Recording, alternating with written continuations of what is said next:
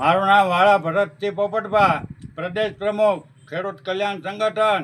અત્યારે મહુવાથી Savarkundla national highway authority વિભાગ national highway 4 lane 3 વર્ષથી બનાવે, પણ મહુવાથી સાવરકુંડલા સુધીના તમામ નાળા અને તમામ બ્રિજ છે એ 2-3 વર્ષ પહેલાં તોડી નાખ્યા, અને આજ 2025 સુધીમાં એક પણ નાળું કે એક પણ બ્રિજ હજી બન્યો નથી. અને લોકોને મહુવાથી સાવરકુંડલા જવું હોય તો 40 કિલોમીટરમાં 2 કલાકથી વધારે સમય લાગે, અને લોકોને જો જે સાવરકુંડલા જવા માટે 10થી 15 ગામડાઓની અંદર ફરીને પાછું રોડે ચડવું પડે, એટલે બહુ મોટો સમય અને પૈસાનો વેડફાટ થાય, અને વાહનને પણ મોટી નુકસાન. મહુવાથી સાવરકુંડલા રોડ છે એ રાજકોટ, જામનગર, દ્વારકા સુધીનો લાંબો 300 કિલોમીટરથી વધારેનો દ્વારકા સુધીનો નેશનલ હાઈવે રોડ છે.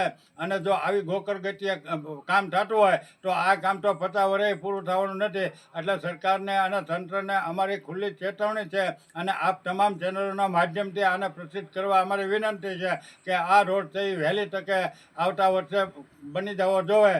અને આવતા વર્ષે ઊંડીમાં અત્યાર ઊંડીમાં મહુવાથી સાવરકુંડલા ઊંડીમાં ગામડે ભાજપના નેતા જેમ ગટરું ઉભરાય એમ ઉભરાઈ નીકળ્યા છે, પણ એક પણ ભાજપનો નેતો આ કે નેતી રોડ બાબતે એક શબ્દ બોલતા નથી. અને બસ તોડ કરવો હોય ને કટકી કરવી હોય તો આ ભાજપના સરકારના નેતાઓ છે એ ધારાસભ્ય હોય, સંસદ હોય તો એ પહેલા નંબરે તોડ કરી જવાનું, કટકી કરી જવાની, ખાઈ જવું, આ સિવાય બીજું કાંઈ વાત નહીં. અને અધિકારીઓ છે નેશનલ હાઈવે વિભાગના કે રોડ માર્ગ મકાન વિભાગમાં, જ્યાં બસ ખોટા બિલ કરોડો અબજો રૂપિયાના બનાવી અને પૈસા ઘર ભેગા કરી દેવા. એટલે અમારી તંત્રને સરકારને હવે ખુલ્લી ચેતવણી છે કે આ રોડ રસ્તા છે એ તમે હવે હારામાં હારા બનાવો, અને મહુવાથી સાવરકુંડલાવાળો રોડ છે એ અઠવાડિયાની અંદર કામ શરૂ કરો, નહીંતર પછી આવનારા ટૂંક જ સમયની અંદર વિસાવદરવાળી થશે, અને લોકોનો જો રોષ ભભૂકી ઉઠશે તો પછી નેપાળવાળી થશે.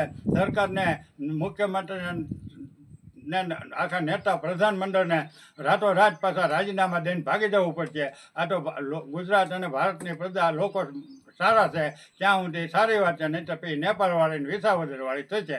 જય હિન્દ, જય ભારત.